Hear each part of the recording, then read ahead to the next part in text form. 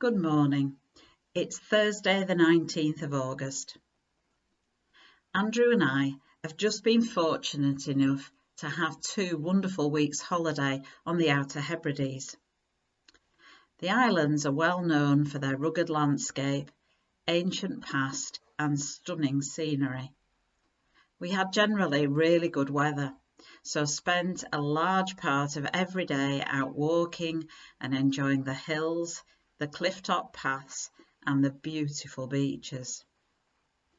Most of the beaches on the Hebrides are white sandy beaches, and on a number of occasions we had a whole beach completely to ourselves. What a treat. So a few thoughts this morning about some of our beach experiences. Behind many of the beaches were sand dunes, and beyond them the beautiful areas of Macca, a fertile environment of sand-rich soil which is covered in wild flowers, including some wild orchids. This unique habitat is only found in this particular part of the world, and it reminded me of how fragile parts of God's creation are and how much they need to be protected. We were walking one day on a long stretch of beach on South Uist, which faces out to the Atlantic Ocean. There was a lot of rubbish washed up on the beach, particularly rope and other remnants of the fishing industry, as well as lots of seaweed washed up by the rough sea. All of a sudden, Andrew bent down and picked up this beautiful puffin's beak. Don't know if you can see it.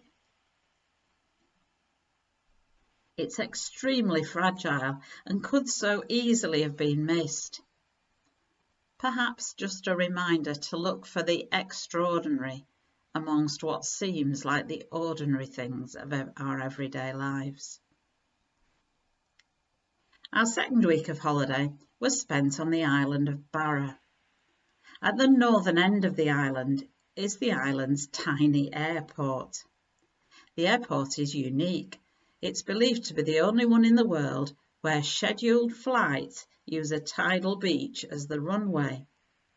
Obviously, the flight times vary with the tide, and we saw the beach with the sea and the waves completely covering it and looking like a different place when the tide was out, and the sand was glistening and a plane was approaching. I suppose it made me think that there must be an awful lot of trust involved, both from the pilot and the passengers, that the sand will be firm enough for the plane to land and that it will be guided to the right place on the beach. On our final day on Barrow, it was very windy, and we walked along Treymore, the big beach where the planes land.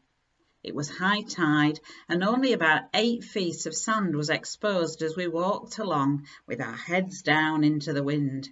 It was blowing a gale. The sand under our feet was almost entirely made up of cockle shells, some intact and many broken into tiny pieces. I decided it would be a nice reminder of our holiday to bring some shells to put in our garden, and I bent down to gather some. We didn't have to move far as they were everywhere, and yet each shell we picked up was unique, completely unique, different in shape and size and colour. Looking out at the vast expanse of the beach in front of us, which we knew would soon be uncovered as the tide retreated, it was one of those moments when it's hard to comprehend the vastness and the uniqueness of creation. I suppose it was a moment in which to marvel. And a final thought.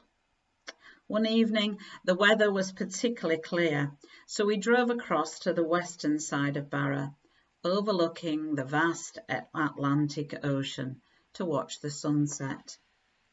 There were just a few clouds, and gradually we watched the sun illuminate them and the sky around, and then slip away beyond the horizon.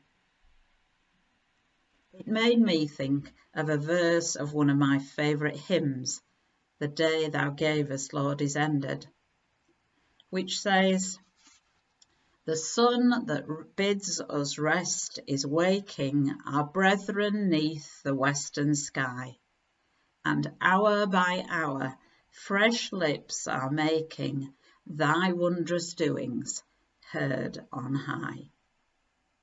Amen. God bless you today.